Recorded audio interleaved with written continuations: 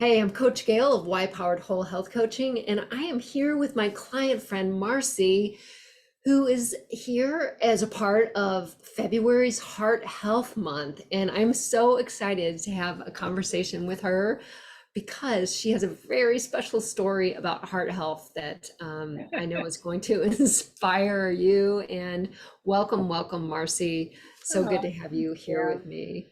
It's so good to see you because I haven't been able to do a workout with you in a long time. It has been a while. We had to put a bit of a pause on things, sadly, but I know you're going to come back. You're working your way back. And well, do you want to just kind of just jump into this story of your heart? And it's a big heart, full of love and generosity and amazingness. But well, just share your story, if you will. Okay, so I've always had low cholesterol, low blood pressure. Um, I worked out with you a lot. I was never Very like, strong. yes, I'm very strong. Uh, and I had Thanksgiving weekend. My kids all came in town. We had a big Thanksgiving dinner with extended family. It was great. And then my mom turned 90. We had a big party for her the Sunday of Thanksgiving because the kids were all in. And it was Sunday night. As I was going to sleep, I said to my husband, this was one of the best weekends ever.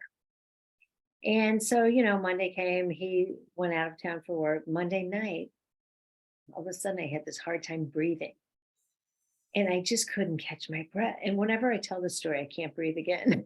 So I couldn't catch my breath. And I thought, it was so much fun this weekend. Maybe it's like, post stress that I didn't, I was stressed and I just didn't realize it.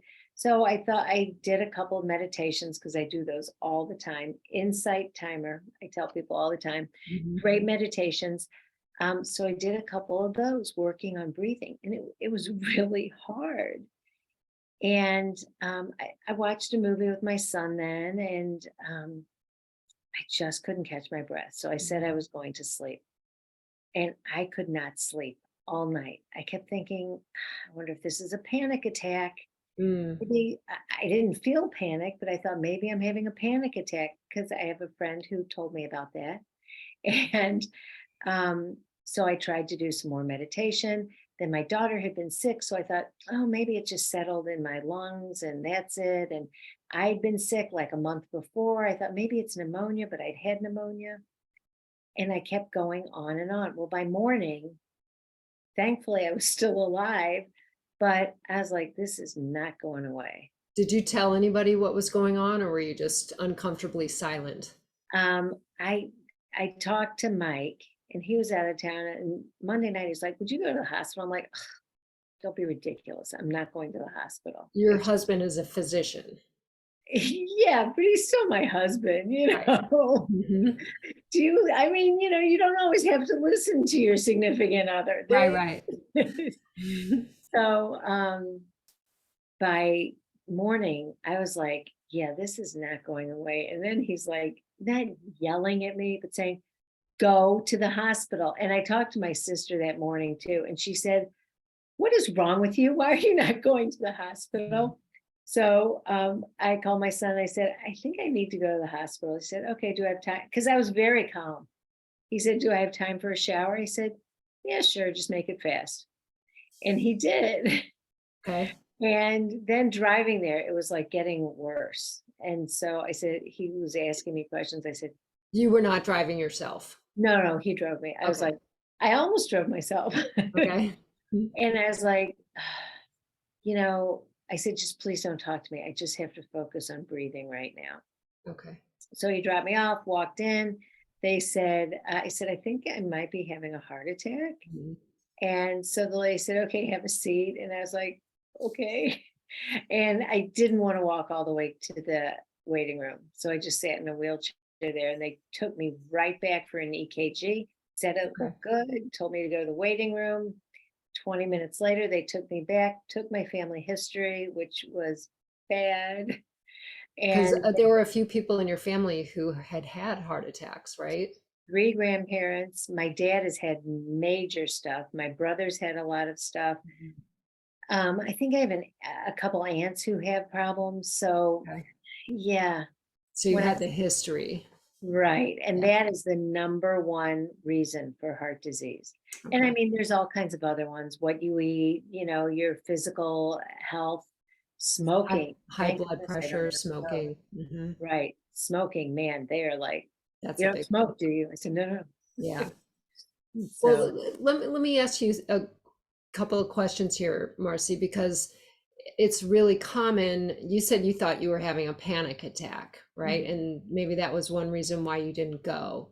mhm. It's interesting because I something similar happened to me. I thought that I was having a heart attack, and I actually went to the ER, and it turned out to be a panic attack. Oh, And you were the opposite. But you were I the have one. You were the reason I thought it could be a panic attack. but this is crazy because they're so easily confused. Right. But I as a fitness trainer, I am certified in CPR, so I have to know the signs of a heart attack. And I'm reading off my card.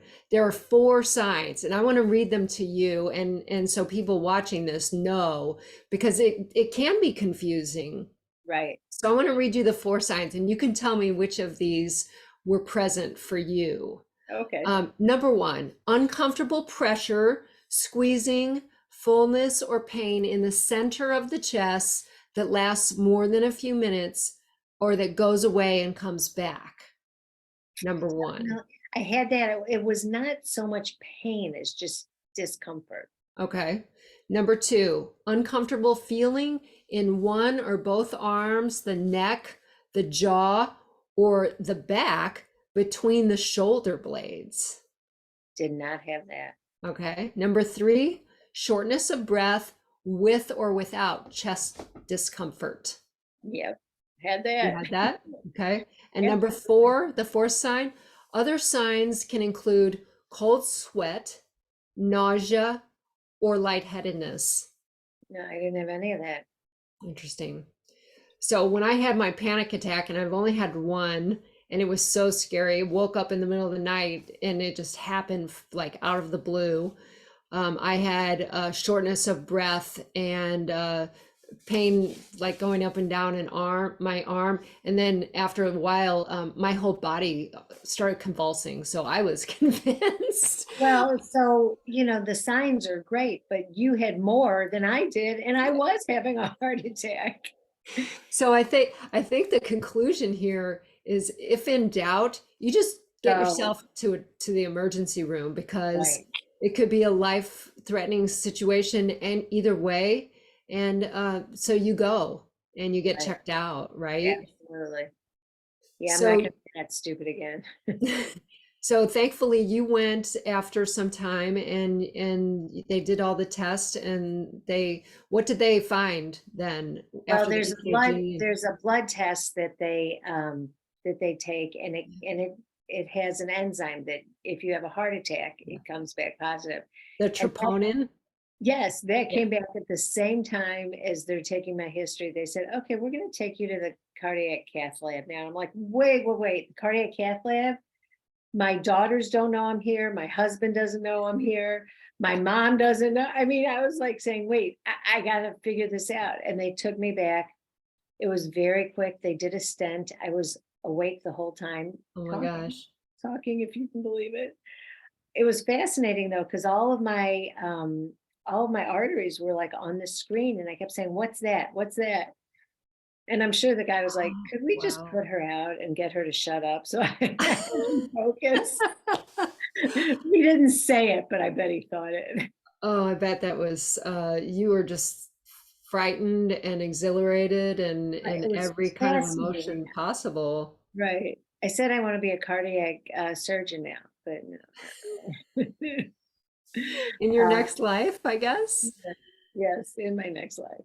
Oh my goodness. Well, I read a couple of stats that I wanted to share as part of this conversation that really surprised me in a recent article about our war against heart disease. One was that midlife and young adults are dying of heart disease more often than ever. uh, like Yikes. almost 9% of adults ages 45 to 64 in the last 10 years. The death rates just keep going up, and that apparently the COVID pandemic has really had caused a resurgence in heart disease as well. So it's something to really pay attention to. Right. And I really appreciate you sharing this story here. I think especially for women, we tend to think that heart attacks tend to happen to men, and they certainly do more so than to women, but it doesn't mean that we are immune to heart disease at all. Right. Well, a couple things that I've learned, like from cardiac rehab, was first of all, women ignore. I mean, everyone knows women ignore it. Like I went through 20 things that it would be. But the other thing is they say the intensity of a heart attack can sometimes not be as strong as a painful period. Oh, So, gosh. women are like, this isn't so bad. I've had worse. Right. So, and let's not even touch on childbirth. Oh, right. So, you know, that's another reason. Those are the two main reasons women die from it. So Mhm. don't do this, ladies. No, no. And I guess a huge percentage of heart attacks actually go unnoticed as well, which is pretty crazy and scary. Yeah, it's Um, very scary. there were two other facts that I read in this article that were new to me that I wanted to share as well. You heard about this too, Marcie. The best food for your heart. You want to tell people? Bananas. My sister called and told me this. There's no Bananas. way. She eats a banana every day. And she I said, have for a long time. I love them, but listen to this. In 2020 analysis of studies involving more than 4 million people, bananas were associated with a 24% lower risk for heart disease. But all produce helps. So if you're not a banana right. lover, it's okay. Eat any kind of fruit.